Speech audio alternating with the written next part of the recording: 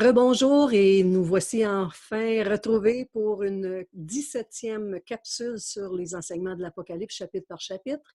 Nous allons continuer cette œuvre magnifique de découvrir les Écritures par rapport à tout ce que Dieu nous enseigne. Et nous avons vu plusieurs événements arriver. De la dernière capsule, on avait parlé justement des sceaux qui ont été ouverts. Le 7e sceau n'étant pas ouvert encore.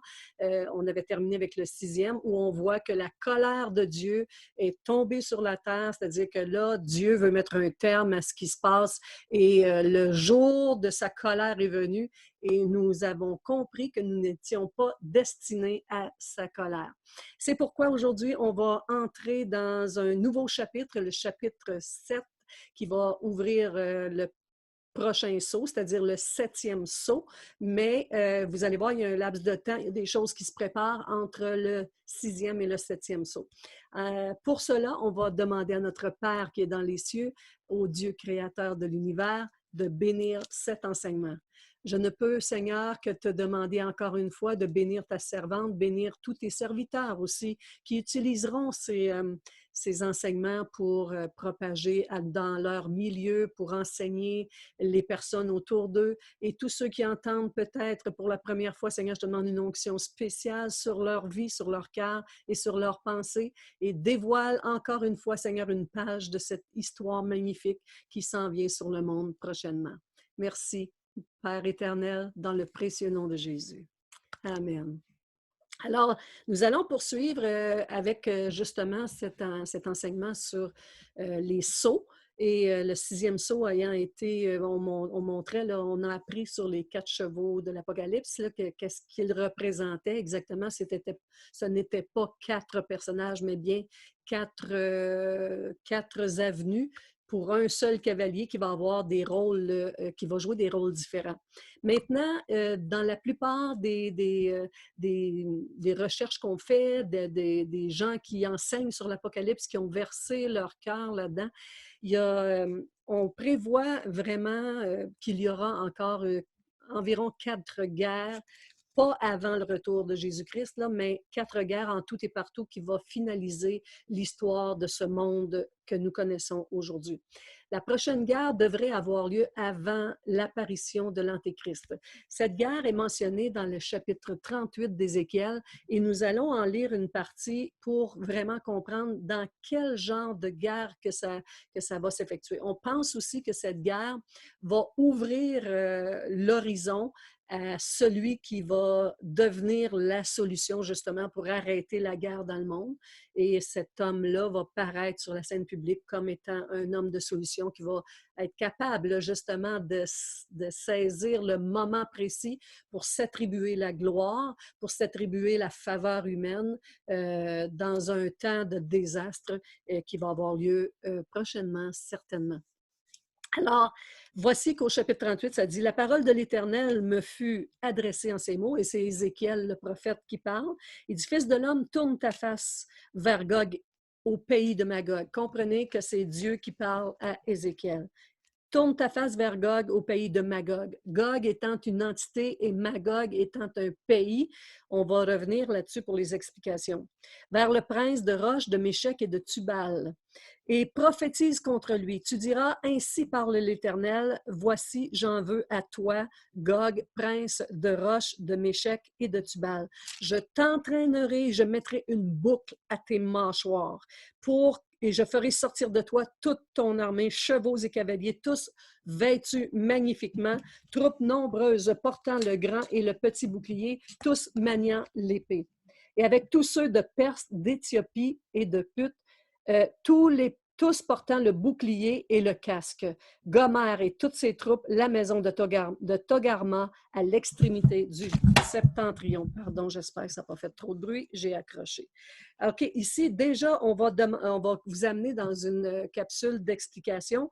Il dit, après ces jours, tu vas sortir à leur tête, ils seront contre un peuple qui est en sécurité ou qui est plutôt, le mot sécurité utilisé ici, c'est plutôt confiant, dans un peuple qui est confiant, un peuple qui a été racheté parmi toutes les nations de la terre, dont on parle d'Israël. Donc, ici, arrêtons-nous un instant et relisons quelques passages. Gog au pays de Magog. Je vais vous amener dans une autre diapositive tout de suite pour que vous compreniez bien. OK. Donc, la base de départ de Gog, ça vient des extrémités du septentrion, c'est du pays de Magog. Évidemment que toute la prophétie, c'est le chapitre 38, 38 et 39, là, que nous ne lirons pas au complet. Et les points le point de cette armée-là, c'est les montagnes, c'est le pays et la terre d'Israël. Le terme de l'expédition, c'est la vallée des voyageurs à l'orient de la mer de Homona. Ça, c'est ce qu'on voit dans le chapitre 39, verset 11. Qui sont ces noms que nous venons de nommer? Le nom formant les puissantes armées, c'est le chef Ségog, le prince de Roche, de Méchec et de Toubal. Les peuples associés sont la Perse, l'Éthiopie, Put, Gomer et Togarma. Puis les spectateurs impuissants qu'on va lire un peu plus tard, ce sont Séba, Dedan, marchands de Tarsis et tous les lionceaux. Regardez bien ce que je vais vous lire ici. On est rendu là, au chapitre 10 de 38. Ainsi par le Seigneur l'Éternel, en ce jour-là, des pensées s'élèveront dans ton cœur et tu formeras de mauvais desseins. Évidemment, il parle à Gog ici. Tu diras, je monterai contre un pays ouvert, je fonderai sur des hommes tranquilles, en sécurité dans leur demeure, tous dans des habitants sans murailles, tous en sécurité et confiants dans leur demeure, et n'ayant ni verrou ni porte, et j'irai vers du butin et livré au pillage, porter la main sur des ruines maintenant habitées, sur un peuple recueilli du milieu des nations. Nous savons qu'Israël, c'est le peuple recueilli parmi toutes les nations.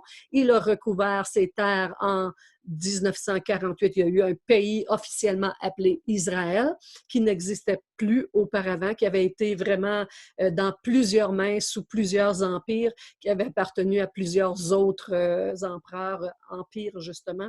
Et on comprend ici que ce peuple a été recueilli de toutes les nations où il avait été expatrié à cause de sa désobéissance et surtout à cause de la crucifixion de Jésus, parce que ce peuple-là a été, au lieu de retrouver son Messie puis de recevoir la bénédiction et enfin voir le royaume de Dieu s'établir sur terre, eh bien, il a plutôt repousser son Messie, et ça allait amener beaucoup de destruction sur ce peuple-là.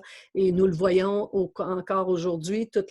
On sait, nous, avec la dernière guerre qui a eu lieu là, qui a terminé en 49, c'était vraiment positionné contre le peuple juif. Maintenant, tous ces peuples-là comment dire, sont encore en activité sans savoir trop, mais on comprend ici qu'il y a un peuple qui va venir de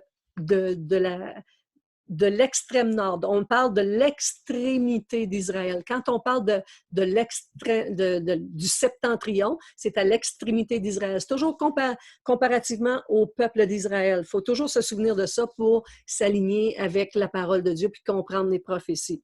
Donc, Gog, c'est l'entité démoniaque qui siège sur Magog. Donc, c'est le leader de Magog, justement. Magog, c'est le nom du pays qui est au septentrion d'Israël, c'est-à-dire la Russie. Il y a Roche, Méchec et Tubal qui sont les villes qui vont participer avec ce leader et vont venir s'attacher à lui des partenaires comme la Perse, qui est l'Iran moderne, l'Éthiopie, qui est tout le nord de l'Afrique, Put, qui est aujourd'hui la Libye, Gomer, qui s'appelle aujourd'hui l'Allemagne, Togarma, qui est la nation nordique issue de l'Allemagne au sud de la Russie, Séba, qui est la Nubie, c'est une contrée africaine en fait, qui est la partie du nord de l'État du Soudan. Dedans, c'est Édom, entre Israël et la Transjordanie. Puis Tarsis, c'est l'Angleterre et toutes ses colonies. Donc, nous, le Canada en faisant partie, c'est tous ceux qui sont représentés par des lionceaux. Donc, l'Angleterre et ses colonies. Le Canada appartenait toujours à la reine jusqu'à récemment. Et on est ces mentions-là, lorsqu'on parle de Tarsis, c'est toute l'Angleterre, ses colonies, donc toute l'Amérique et les États-Unis, le Canada et tout ça. Donc, on continue notre lecture. Je vais reprendre ici la lecture jusqu'à où est-ce qu'on était rendu. Il dit, je vais aller faire du butin. L'intention, c'est de faire du butin sur un peuple qui a été recueilli du milieu des nations, ayant des troupeaux et des propriétés et occupant des lieux élevés du pays. Séba et Dédan, pardon, les marchands de Tarsis et tous les lionceaux te diront, ben voyons donc, viens-tu pour faire du butin? Eux autres sont juste assistants, ils ne sont pas nécessairement participants de cette guerre-là, puis ils ne comprennent pas trop qu'est-ce qui se passe. En fait, ils disent, qu'est-ce que tu viens faire? Pourquoi tu vas attaquer Israël? Tu vas faire du butin? C'est quoi le but? Est-ce pour piller que tu as rassemblé la multitude? Puis là, il dit, oui, le jour où mon peuple d'Israël vivra confiant, tu t'avanceras contre mon peuple d'Israël. Quand je serai sanctifié par toi sous leurs yeux, ô Gog, ainsi parle l'Éternel, est-ce de toi de qui j'ai parlé jadis par mes serviteurs les prophètes en Israël? Il dit, oui, qui ont prophétisé alors pendant des années que je t'amènerai contre eux. Il dit, en ce jour-là, écoutez bien ce que l'Éternel va faire pendant cette guerre. Il dit, en ce jour-là, le jour où Gog marchera contre la terre d'Israël, dit le Seigneur l'Éternel, la fureur me montera dans les narines. Je le déclare dans ma jalousie et dans le feu de ma colère. Il dit, l'épée de chacun se tournera contre son propre frère. Ça fait que Dieu va intervenir d'une manière surnaturelle. Il dit, j'exercerai mes jugements contre lui par la peste, le sang, une pluie violente et par des pierres de grêle sur lui et sur ses troupes aussi. Et sur les peuples nombreux qui seront avec lui. Donc, il y a une quantité innombrable de pays, comme on vient de les mentionner, qui marcheront ayant à la tête Gog sur le pays de Magog, c'est-à-dire la Russie et toutes les mentions des autres pays, l'Éthiopie, tout ça qui tourne autour, l'Iran, tous les pays voisins. Et il dit, je me ferai connaître aux yeux de la multitude des nations. Et là, je vais manifester ma grandeur et ma sainteté. Et je vais faire paraître, faire connaître aux yeux de la multitude des nations, et elles sauront que je suis l'Éternel, c'est-à-dire Dieu dit, je vais me faire connaître. Fait que Dieu, il est dit ici que quand il arrêtera vraiment cette guerre, ça dit que tous les hommes de la planète sauront qu'une intervention divine est arrêtée. C'est un act of God, comme souvent on entend dire. Mais ce sera vraiment un temps précieux qui accorderont au peuple de Dieu une bénédiction de recevoir justement l'appui de Dieu à ce moment-là, parce que sinon, ils auraient été détruits étant donné la quantité d'armements avec lesquels la multitude qui vient contre Israël à cette époque-là. Et c'est là qu'on pense que l'homme qui va devenir l'Antéchrist, celui qui va paraître sur la scène publique, il sera probablement dans cet acte-là pour amener une solution et signer un traité de paix en Israël pour que ce peuple-là trouve une sécurité à travers toutes ces prochaines attaques auxquelles ils ont une certaine inquiétude par rapport à tous ceux qui en veulent à ce pays. Puis, vous comprendrez que tout le monde des ténèbres en ce moment agit contre ce pays-là parce que il est celui que Dieu s'est choisi et le diable le sait. Alors, on continue notre capsule, notre diapositive ici, et je reviens avec elle parce que on peut comprendre qu'on est rendu avec l'explication. Je vous donne le temps pour prendre justement une photo de ça pour que vous ayez les écrits. Mais à quelle époque est-ce qui était mentionné? C'est quand Dieu ramènera son peuple du milieu des nations persécutrices. Donc, quand Dieu a ramené son peuple, déjà le peuple d'Israël a commencé à être repatrié sur la terre depuis 1948. Il y a eu vraiment une nation, un pays. Ça avait commencé un petit peu par des petites brides avant ça, il y a une centaine d'années. Mais maintenant, il y a un pays qui existe, il y a des gens en Israël qui sont confiants dans leur armée, dans leur pays, ils sont confiants d'avoir une armée assez puissante malgré leur petit pays. Et c'est un jour où, justement, il vit en toute confiance. Et c'est un pays qui est ouvert à toutes les nations, qui n'est pas fermé. On peut aller visiter Israël. C'est aussi, ça disait que c'est le jour où Israël aura rebâti ses villes dévastées et redevenu fertile. Donc, on est à cette époque où ça, c'est déjà accompli. C'est pourquoi on pense que cette guerre pourrait être la prochaine qui va impliquer beaucoup, beaucoup, beaucoup de pays, du moins dans tout le Moyen-Orient. Et c'est certain qu'il va y avoir des partenaires qui vont être juste des spectateurs, ça veut dire qu'ils ne s'impliqueront pas pour défendre Israël ici. Ils vont simplement être sous le regard des projecteurs puis se demander est-ce qu'on touche à ça, est-ce qu'on ne touche pas à ça.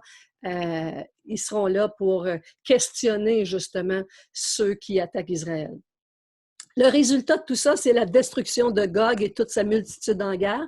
Donc, l'entité démoniaque, qui influence justement la Russie à descendre sur les terres d'Israël, sera anéantie, c'est-à-dire Magog lui-même va être, une multitude va être détruite, tous ceux qui seront dans l'attaque. Dieu se fait connaître à Israël, et il le rassemble en vue de sa rédemption. Fait que déjà, il commence à travailler sur le peuple d'Israël, il montrait qu'il est encore inquiet ou participant de son peuple et qui va encore intervenir pour lui. Puis là, la grandeur, la sainteté, la gloire du Dieu d'Israël manifestée aux yeux des nations humiliées va se faire entendre, et Dieu dit qu'il va se faire connaître à la multitude. Fait que j'espère que ça nous ouvre une porte là ici. Bon, on est presque certain que cette guerre-là va avoir lieu juste avant l'apparition de l'Antéchrist. D'ailleurs, ça serait comme une bonne porte ouverte pour lui, pour paraître sur la scène publique et pour se déclarer comme celui ayant la solution justement pour enfreindre cette guerre-là, arrêter cette guerre et signer un traité de paix pour une durée de 7 années, comme on a vu dans les prophéties de Daniel, justement, et l'Apocalypse qui nous annonce une période de 7 années de jugement. Et juste avant, il y aurait l'enlèvement de l'Église, c'est-à-dire qu'aussitôt qu'on a cette signature-là, qu'on pense l'Église va probablement, va voir si on est juste dans notre prédiction, si cette guerre-là a lieu juste avant l'enlèvement de l'Église, bien c'est effectivement qu'on va voir paraître cette guerre-là au milieu de nous. Fait qu'on voit déjà beaucoup de puissances qui se mettent en position présentement.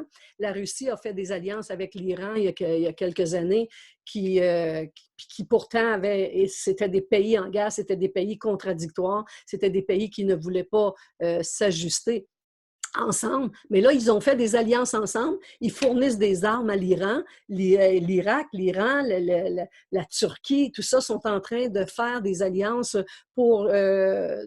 bon, le but ne semble pas être immédiatement contre Israël, mais ça va devenir ainsi. Il va y avoir cette guerre qui va avoir déclenché une amertume contre le peuple d'Israël, et que celui qui va paraître, la Bible l'appelle l'Assyrien, qui va venir de l'Assyrie, qui est l'ancien nom pour 3 pays, c'est l'Iran, l'Irak et le Liban, qui va devenir en fait tout un leader qui va vouloir aider cette région-là, puis qui vient de cette région-là lui-même, pour aider et donner une solution qui fera en sorte que les gens, notre génération, la génération qui va connaître cette guerre-là, va dire, OK, là, on a un homme qui sait quoi faire, on a quelqu'un. Puis cet homme-là, il a été représenté, comme on l'a vu dans le premier sceau de l'Apocalypse, le premier cheval qui se présente, le premier cheval blanc, le caractère de ce qu'il amène, c'est la paix. Donc, il commence avec ça, et on va comprendre l'autre diapositive qui vient avec elle. L'autre diapo, pourtant, elle s'en vient. Donnez-moi un petit moment. Je vais vous la représenter ici. Fait que c'était ça ici. Voilà. Fait que là, on pense qu'il y aura 4 guerres, finalement, qui vont venir sur le monde entier. Donc, la prochaine, c'est la guerre de Gog et Magog, dont on vient de parler, Fait que dans le chapitre 6, on avait vu au verset 4 à 7, les 3 derniers chevaux de l'Apocalypse, ça démontrait que le premier, c'est-à-dire le premier cheval, le cavalier qui arrivait, il arrivait sous un signe de paix, mais ensuite, il arrivait sous le signe d'un cheval roux qui amenait le feu, l'épée, il enlevait la paix aux hommes afin qu'ils s'égorgeassent les uns les autres. Fait qu'on sait qu'il y a une période de presque 3 ans et demi de paix qui va avoir lieu. Puis après ça, l'Antéchrist va avant qu'il soit comme démontré qu'il soit l'Antéchrist, là, il va y avoir des turbulences contre les Juifs, contre les chrétiens, et ça va commencer avec ça, puis ils vont faire en sorte que la paix soit enlevée dans le monde. Ils vont obliger éventuellement une marque qu'on va voir plus tard, mais pour l'instant, c'est une guerre de l'Antéchrist qui vient avant qu'il se présente dans le temple.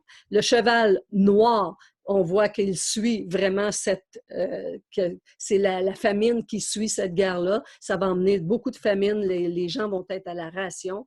Et c'est ce qui va porter aussi peut-être l'intérêt aux gens de cette prochaine génération-là de recevoir la marque pour pouvoir avoir le droit d'acheter et vendre. Le cheval pâle, c'était la mort, la peste, la famine, le sang et l'épée. On se souvient qu'il y avait le corps des hommes qui allait être touché à ce moment-là. Et cette guerre laissera des millions de morts et en grande partie qui vont s'ajouter aux autres dans le séjour des morts, comme les âmes, par exemple, qu'on a vu, les âmes immolées, c'est-à-dire les gens qui sont morts en martyrs. Ils sont dans ce séjour des morts. Et il y a beaucoup de monde qui va s'ajouter à cette quantité de gens qui vont mourir là. Donc, on va prendre le chapitre 7 maintenant de l'Apocalypse et on va le lire ensemble, si vous voulez bien. Fait que revenons à l'Apocalypse, chapitre 7, où est-ce qu'on va commencer à ouvrir. Mais avant d'ouvrir les trompettes, on va continuer on va d'abord ouvrir le dernier sceau, le 7e sceau. Mais regardez ce qui se passe entre le 6e sceau et le 7e. Au chapitre 7 de l'Apocalypse. Après cela, je vis 4 anges debout aux 4 coins de la terre. Ils retenaient les 4 vents de la terre afin qu'il ne soufflât point de vent sur la terre, ni sur la mer, ni sur aucun arbre. Et je vis un autre ange qui montait du côté du soleil levant, c'est-à-dire à l'est, et qui tenait le sceau du Dieu vivant. Il cria d'une voix forte aux 4 anges à qui il avait été donné de faire du mal à la terre et à la mer. J'arrête un instant pour vous montrer ici qu'il y a des anges qui sont retenus justement, qui retiennent les 4 vents de la terre. Et Dieu utilise les anges, même les anges déchus, ils n'ont même pas le droit de prendre des décisions tout seuls. Il faut que, sauf les décisions malsaines, mais des anges, c'est des anges supérieurs qui retiennent les 4 coins, les 4 vents de la terre. Ici, ceux-là, l'autre ange là, qui montait du côté du soleil levant, il dit au verset 3, « Ne faites point de mal à la terre, ni à la mer, ni aux arbres, jusqu'à ce que nous ayons marqué du sceau le sang des serviteurs de notre Dieu. » Fait que cet ange qui vient, qui a le sceau de l'Éternel, c'est-à-dire quand quelqu'un représente le roi, par exemple, il porte sa bague, son sceau, pour prouver qu'il ne prend pas ses décisions tout seul. Alors l'ange porte le sceau de l'Éternel, il vient, puis il dit, ne faites pas de mal à la terre ni à la mer, jusqu'à ce qu'on ait marqué du sceau les personnes qu'on va vous nommer justement. Il dit, avant que nous ayons marqué du sceau le front des serviteurs de notre Dieu. Et j'entendis le nombre de ceux qui avaient été marqués du sceau, 144 000 de toutes les tribus d'Israël. Donc, 144 000. Beaucoup de gens interprètent ça comme s'il y avait 144 000 personnes seulement qui allaient être sauvées. C'est complètement ridicule parce que sinon, ce serait juste des Juifs. Alors que l'Église, ça a commencé avec des Juifs, mais que c'est toutes les nations qui composent l'Église aujourd'hui. Alors, voyez que ça dit au verset 5, verset 4, la fin, là, ça dit de tous les fils d'Israël. Donc, il y a la tribu de Juda, 12 000, tribu de Ruben, 12 000, tribu de Gad, 12 000, Asser, 12 000, Nephtali, 12 000, Manassé, 12 000, Siméon, 12 000, Lévi, 12 000, Issachar, 12 000, Zabulon, 12 000, Joseph, 12 000 et Benjamin, 12 000. Benjamin étant le fils de Joseph, on lui envoie 12 000 aussi qui vont être marqués du sceau de Dieu. Quand tu es marqué du sceau de Dieu, c'est exactement ce qui se passe lorsque quelqu'un donne sa vie au Seigneur. Il est marqué du sceau de Dieu et le diable n'a plus le droit de lui enlever la vie éternelle. Donc, ils reçoivent un sceau ici. Je vous fais remarquer ici que la tribu de Dan n'est pas mentionnée. Est-ce qu'elle aura un rôle particulier? Est-ce que c'est parce que Dan n'a pas, parmi les descendants de Dan, il n'y en a pas qui ont été trouvés dignes d'être marqués du sceau de Dieu? Peut-être. Je n'ai pas vraiment cette explication-là, mais j'ai remarqué que c'est la tribu de Benjamin qui est nommée en surplus, étant le fils de Joseph. Maintenant, après cela, je regardais et voici, il y avait une grande foule que personne ne pouvait compter, de toute nation, de toute tribu, de tout peuple, de toute langue. Ils se tenaient devant le trône, devant l'agneau, revêtus de quoi? De robes blanches, des palmes dans leurs mains. Un jour, nous étudierons tout ça. Pourquoi? Mais rappelez-vous que quand ils sont revêtus d'une robe blanche, c'est qu'ils ont reçu la vie éternelle. Ils sont distingués par une vie qui va durer éternellement. C'est fort intéressant. Donc, on a compris ici que les 4 anges retiennent les 4 coins de la terre. Ils retiennent les 4 vents des 4 coins de la terre. En l'année 65, il y a eu une découverte qui a été faite scientifique qui nous disait qu'il y avait 4 pointes où les satellites étaient soudainement attirés vers le bas. Et je pense qu'il y a le triangle des Bermudes, comme vous connaissez, souvent il y a des disparitions d'avions qui passent par là, qui ont été diagnostiqués. Et ça serait un de ces 4 points-là, mais il y en aurait 3 autres, 4 coins. Et on dit que c'est les 4 anges qui tiennent les 4 vents. Le mot 4 dans la Bible, ça montre vraiment le caractère universel du jugement à la surface de la terre. Le verset 2 nous disait que le jugement était suspendu jusqu'à ce que l'ange qui montait du côté est scelle les serviteurs de Dieu afin de leur accorder une protection particulière. 144 000 Juifs vont être vraiment marqués du sceau. Ça nous le dit. Ils sont de toutes les tribus des fils d'Israël. Fait que pourquoi interpréter autre chose que ça quand on ne peut pas penser que c'est l'Église, les 144 000. On ne peut pas penser que c'est du monde qui ne sont pas juifs. Ça le dit particulièrement de tous les fils d'Israël. Puis, remarquez une chose, c'est un nombre exact. Vous allez, j'aimerais porter un petit peu cette attention-là parce qu'on va en reparler, mais lorsqu'il s'agit des prémices de l'Éternel, ils sont toujours nombrés, c'est-à-dire ils ont un chiffre exact. Quand Christ est mort, c'est un chiffre exact, c'est Christ premièrement. Les rachetés de l'Ancienne Alliance, qui étaient les prémices de Dieu, sont représentés par 4 êtres vivants. Les rachetés de la Nouvelle Alliance étaient représentés par 24 anciens ou 24 vieillards. Fait qu'ils sont toujours dénombrés. Ici, c'est 144 000, donc dénombrés. Ils vont faire partie des prémices eux aussi. On va le retrouver un peu plus loin. Maintenant, ils sont marqués d'un sceau. Le sceau, c'est vraiment le mot utilisé pour sceau, c'est fragdizo. Fragdizo, ça veut dire confirmer l'authenticité. Ils sont vraiment, on réduit au silence ceux qui veulent s'attaquer à eux. Sont marqués d'un sceau, ils sont épargnés vraiment, ils vont être... c'est quand le monde voudra toucher à ces gens-là ou les esprits des ténèbres, ils sont marqués d'un sceau, donc ils n'ont pas le droit de leur enlever la vie éternelle. Ces 144 000-là, Romains chapitre 11, verset 5, allons lire ça ensemble. Je vais vous les amener tout de suite là. Romains chapitre 5, verset 11. Ça dit, et non seulement cela, mais encore, nous nous glorifions de Dieu par notre Seigneur Jésus-Christ. J'ai-tu bien... 11, 5, pardon. C'est pas 5, 11, c'est 11, 5. Et je suis en train de lire l'inverse. Je m'en viens. Ah, il dit de même aussi, dans le temps présent, il y a un reste selon l'élection de la grâce. On parlait ici du reste d'Israël. Rappelez-vous l'histoire d'Élie, par exemple, quand il s'est retrouvé à avoir attaqué à Jézabel, l'épouse du roi Akkad en Israël.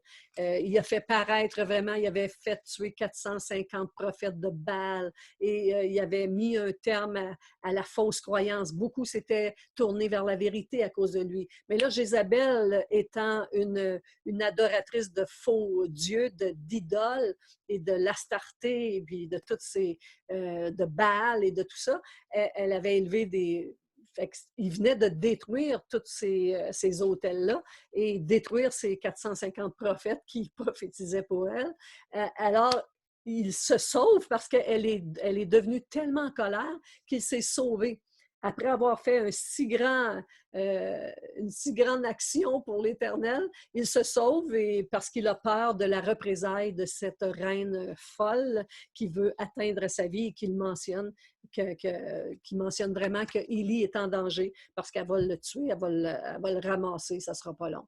Fait que lui, il se sauve, puis là, il se retrouve dans un désert, puis il a peur, évidemment, il s'est sauvé à cause de ça.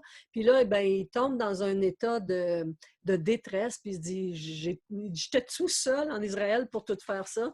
Puis l'Éternel va lui envoyer une parole qui va lui dire, tu n'es pas tout seul, il y en a 7000 qui se sont gardés purs, qui se sont gardés, qui n'ont pas, qui ne se sont pas donnés aux idoles, qui n'ont pas cru aux idoles. Fait que même s'ils se sentaient seuls, Dieu dit, je me suis réservé un reste, 7000 personnes là-bas en Israël qui n'ont pas tourné leur regard vers le Baal ou Astarté. Fait que vous comprenez que aussi ici, en Israël, à cette génération-là, Israël qui attend un Messie, mais qui est dans l'erreur parce qu'il va prendre l'Antéchrist comme Messie, à ce moment-là, il y a 144 000, il y a un reste qu'on vient de lire dans le chapitre 11, verset 5 de Romains, qui va être gardé et qui va être sauvé. Ce reste-là vient ici être marqué d'un sceau et c'est 144 000 personnes en Israël où on croit que quand on regarde ça aujourd'hui, on a l'impression que les Juifs ne croient pas en Jésus-Christ, mais il y aura 144 000 personnes qui y croiront et qui seront marquées du sceau et qui auront été trouvées dignes d'être préservées du mal qui s'en vient contre Israël parce que ce n'est pas terminé. Israël va être encore menacé et cette fois-ci, ça va être par l'Antéchrist lui-même. Et ces 144 000-là, j'ai hâte de vous l'annoncer, mais ça va venir dans les prochaines capsules. Mais ils vont être marqués du sceau de Dieu, ils vont être préservés et vraiment amenés dans un lieu de sécurité profonde. Tous les autres Juifs devront se sauver à ce moment-là quand l'Antéchrist viendra. Mais ça, on va voir ça de plus dans le chapitre 13. Là. Je ne veux pas aller trop vite pour vous mêler, mais sachez que Dieu a toujours en réserve des hommes et des femmes qui croient en lui. Et on pense souvent qu'on est tout seul comme chrétien, qu'on est tout seul, mais il y a des gens, souvent dans nos familles, quand on accepte le Seigneur, on s'imagine que juste nous, à qui ça vient d'arriver. Puis quand on commence à parler, on s'aperçoit qu'il y en a d'autres. Il y a des gens qui ont cru, ne l'ont pas peut-être dévoilé tant que ça, mais il y a des croyants quelque part qui vont se réveiller éventuellement. Au chapitre 7, verset 9, revenez avec moi dans le chapitre 7, verset 9 de l'Apocalypse, ça dit,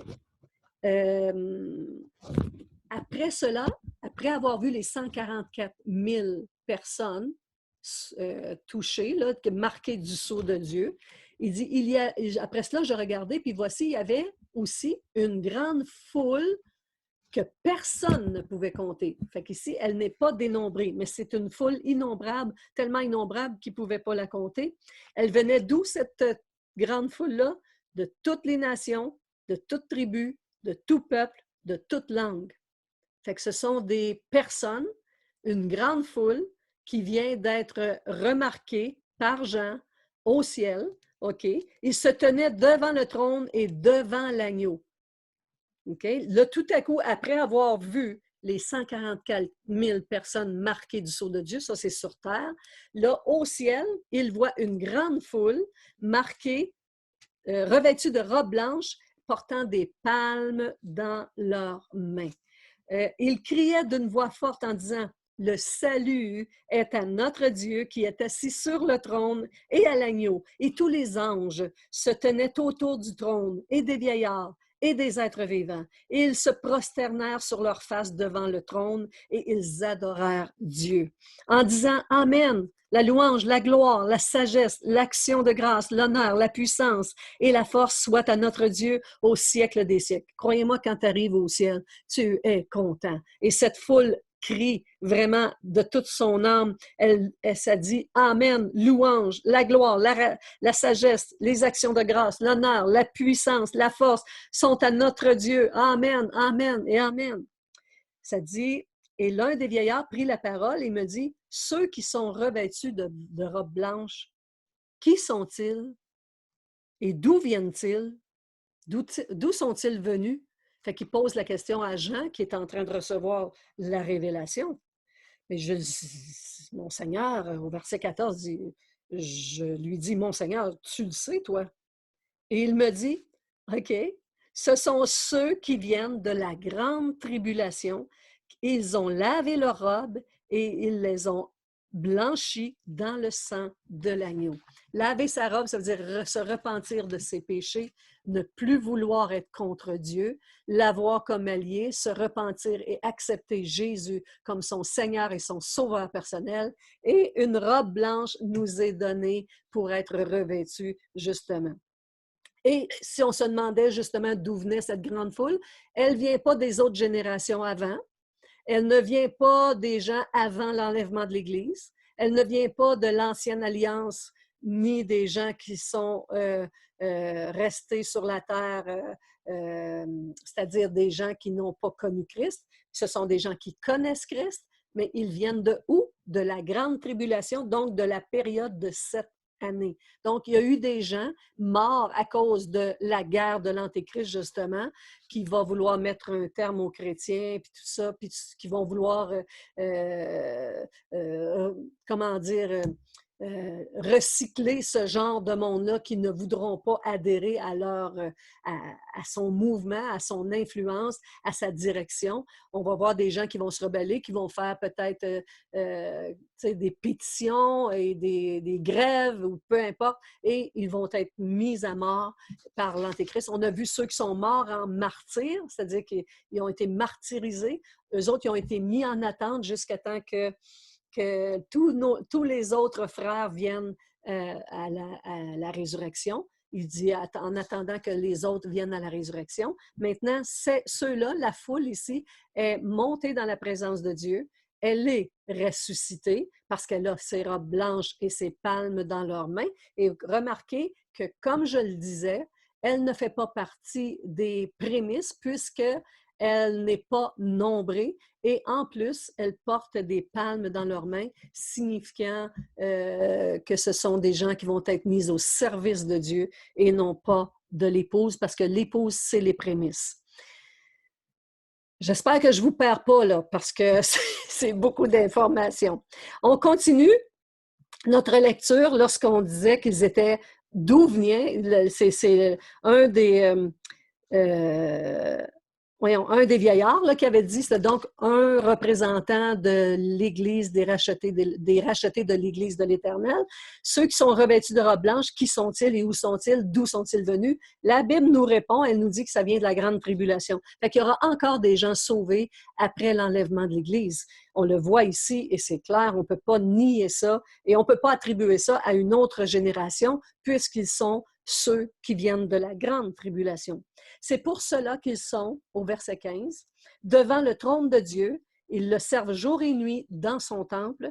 Celui qui est assis sur le trône dressera sa tente sur eux. Ils n'auront plus faim, n'auront plus soif, le soleil ne frappera plus sur eux, ni aucune chaleur, car l'agneau est au milieu du trône. Car l'agneau qui est au milieu du trône les paîtra et les conduira aux sources des eaux vives, et Dieu essuiera toute larme de leurs yeux. Voyez que le septième sceau n'est pas ouvert encore. Fait que ça, c'est des événements qui se passent entre le sixième sceau qui a donné naissance vraiment à l'apparition de l'Antéchrist. La guerre qui va avoir lieu juste avant l'apparition de l'Antéchrist, c'est la guerre de Gog et Magog auquel nous assisterons fort probablement dans les années qui suivent. On ne sait pas comment cette guerre va éclater, mais on sait qu'elle va venir de tous les pays du Moyen-Orient, principalement de la Russie, qui aura fait des alliances avec la Turquie, avec l'Iran, avec vraiment les pays chauds de cette région et tous ceux qu'on a mentionnés. D'ailleurs, la diapo les mentionne et je vous ai donné les noms actuels parce que certains des noms ont changé. Vous me dites, mais pourquoi ils ont changé de nom? Bien, tout simplement, comme nous, juste ici au Québec, on avait une région qui s'appelait Hull, Gatineau, Elmer. Bon, tout ça, ça a fusionné, puis c'est devenu un seul lieu qui s'appelle Gatineau. Fait qu'on peut pas, quand on parle de Gatineau, maintenant, on parle d'une plus grande région. Et certains endroits qui font des fusions comme ça donnent un autre nom complètement. On a failli s'appeler autrement. Mais le nom Gatineau est demeuré. Fait que, vous voyez que les noms changent. Les noms des rues, parfois, sont donnés aussi, sont changés à cause d'un événement. Alors que là, les noms qui sont mentionnés dans la Bible sont toujours des pays existants, sauf qu'ils ont changé de nom. C'est pourquoi je vous ai fait la liste des noms actuels pour que vous ayez une bonne idée. La Bible, ce n'est pas un livre abstrait qu'on ne comprend rien puis qu'on s'imagine des choses puis ça vient tout du... On n'a pas la tête dans les nuages. Là. Le livre de la Bible, c'est un livre terrestre qui nous donne toutes les avenues, toutes les prophéties terrestres qui vont arriver sur la terre, puis en même temps qui nous parle, quand il parlait du pays promis, les gens ont appelé ça le paradis, mais ce n'était pas le paradis, ça, c'était le pays promis, c'était la terre promise, c'était un lieu très physique sur la terre. Comme on parle aussi de toutes les choses qui vont arriver dans le ciel, ça, c'est des visions que les serviteurs de Dieu ont, qu'ils reçoivent de la part de Dieu et qu'ils mettent par écrit pour notre instruction. Ces choses sont vraiment bien dites et quand on les étudie, quand on les met ensemble, ça donne beaucoup d'informations sur les choses à venir qui viendront prochainement. Le prochain chapitre va être l'ouverture justement des 7 sceaux et c'est pourquoi, encore une fois, je vous encourage à reprendre les diapositives que vous avez vues pendant la capsule, puis étudier ces écritures-là parce qu'il y a beaucoup de versets mentionnés. Vous pouvez les relire, puis réécouter parce qu'on met vraiment un enchaînement. Donc, qu'est-ce qui se passe prochainement? Une guerre qui devrait arriver, qui venant de la Russie et de tous ses associés, tous ses alliés, qui vont vraiment descendre contre Israël. Ça dit que c'est Dieu lui-même qui va arrêter cette guerre-là, qui ne va pas durer très longtemps. Il va mettre un terme à ça par le feu, la foudre, par un souffle vraiment de feu et la grêle qui va tomber. Il va arrêter vraiment cette guerre-là qui va redonner à Israël la victoire, en fait, contre ce peuple-là qui vont s'entretuer entre eux. Ça va amener encore beaucoup de monde qui vont mourir, effectivement.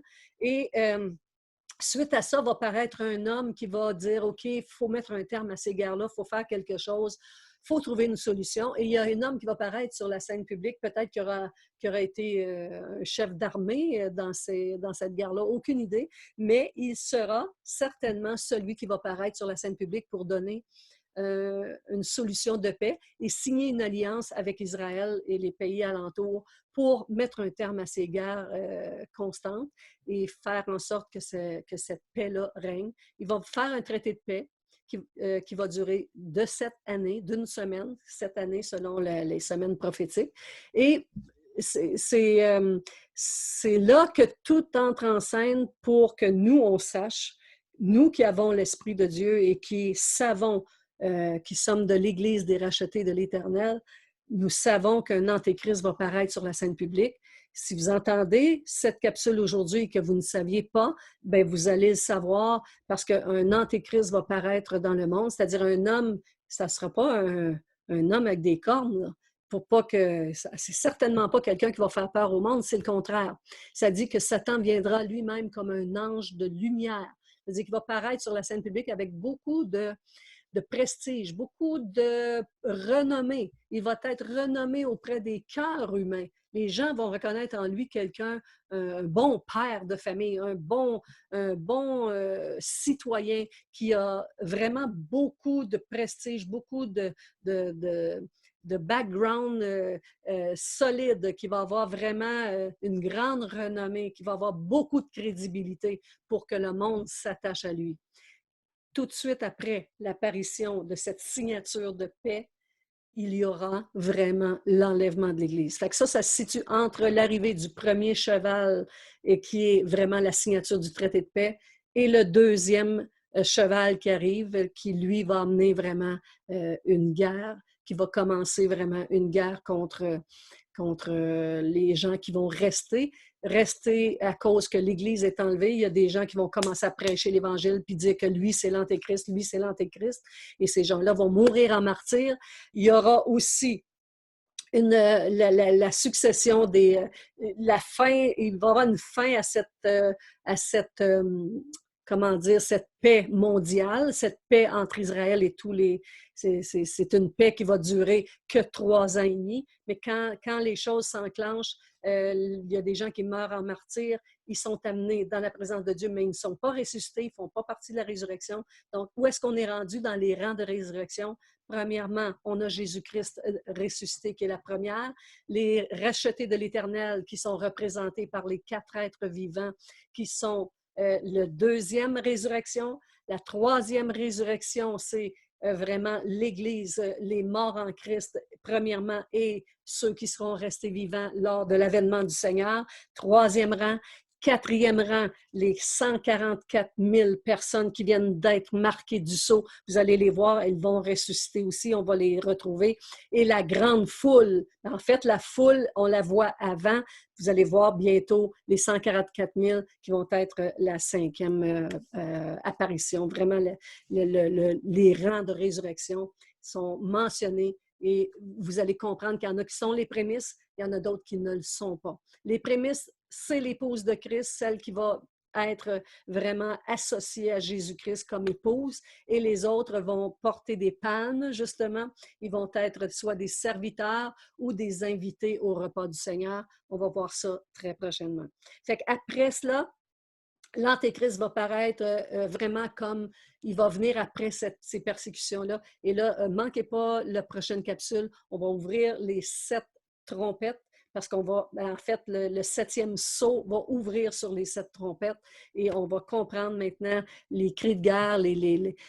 Vous savez qu'à partir du chapitre 6, lorsque l'Antéchrist va signer ce traité de paix-là, ça dit que là, après cela, la colère de l'Éternel va tomber sur le monde, et nous en sommes épargnés, donc nous ne serons plus là. Si vous voulez être de cette génération, ce groupe de personnes qui veut être enlevé avant que tous ces cataclysmes arrivent sur la terre, et trouver grâce auprès de Dieu avant que toutes ces choses n'arrivent, vous pouvez aujourd'hui recevoir gratuitement le salut en Jésus-Christ. Vous pouvez avoir, c'est gratuit, personne ne peut l'acheter, ne le mériter, parce que vous êtes pécheurs. Moi et vous, nous sommes pécheurs. Vous et moi, nous avons commis des erreurs, des fautes. Nous ne sommes pas clean complètement. Nous avons été contre Dieu à certains moments de nos vies, parce que le seul fait de pécher est un phénomène contre Dieu. Fait que si vous vous reconnaissez que vous êtes un pécheur, et sachez que vous êtes perdu, parce que sans Christ, vous ne pouvez rien faire, vous ne pouvez pas entrer dans la présence de Dieu. C'est pourquoi vous devez vous repentir de vos péchés, vous repentir d'avoir cru en toutes sortes de mensonges, vous recevoir Jésus comme l'ultime vérité, parce qu'il dit « Je suis le chemin, la vérité et la vie », et recevoir ce Dieu-là vivant. Il est toujours là, il est ressuscité, il est vivant, il va encore intervenir sur la terre parmi les hommes, et il va revenir chercher celle qui le suit présentement, c'est-à-dire cette Église qui veut marcher avec lui aujourd'hui, prête à sacrifier sa personnalité, prête à sacrifier sa réputation, parce que souvent on va dire de ceux qui marchent avec Jésus qui sont complètement timbrés, que ces choses-là n'existent plus, qu'on est à une autre époque, on on a dépassé ces anciennes valeurs-là, mais Dieu ne change pas. Il est le même hier, aujourd'hui et éternellement. Et quand il viendra déclarer sa venue prochaine, beaucoup manqueront l'appel de Dieu. C'est pourquoi aujourd'hui, si vous entendez la voix du Saint-Esprit, dites avec moi, Seigneur Jésus, je te demande pardon. Je sais que je suis un pécheur perdu et que si tu n'interviens pas, viens me sauver. Viens me sauver parce que je n'y arrive pas. Viens entrer dans ma vie, entre dans la maison de mon cœur. Fais le ménage en moi et donne-moi un sceau, Seigneur. Marque-moi du sceau de la vie éternelle. Par le sang qui a coulé sur la croix, je peux obtenir gratuitement la vie éternelle et je te reçois comme le cadeau de Dieu, comme un billet d'entrée au ciel. Et je veux appartenir à ton Église aujourd'hui même, dans le nom de Jésus. Merci d'avoir entendu cette parole. Partagez les capsules, abonnez-vous, encouragez vos amis à vous abonner, abonnez-vous au point de partager justement et d'écouter religieusement les capsules les unes après les autres. Si vous êtes arrivé aujourd'hui, que vous avez entendu cette capsule et que vous êtes intéressé, commencez par la première, ne vous découragez pas, prenez le temps et si vous n'avez pas de Bible, achetez-vous une Bible. Toutes les Bibles sont bonnes. N'ayez crainte, Dieu a préservé sa parole. Il a dit, il n'y a pas un seul iota qui va m'être enlevé aujourd'hui. Alors, il va protéger sa parole et il le fait. Et peu importe la Bible que vous achetez, achetez une Bible, commencez à lire dans le Nouveau Testament autant que possible parce qu'on est sous la Nouvelle Alliance. Je vous encourage même à commencer avec le livre de l'apôtre Jean qui vraiment mentionne Jésus comme étant le Dieu créateur de l'univers entier et qui déclare la vérité concernée. C'est là que Jésus dit, je suis le chemin, la vérité et la vie. Nul ne vient au Père que par moi. Je vous remercie d'être à l'écoute et je prie vraiment que vous soyez remplis du Saint-Esprit.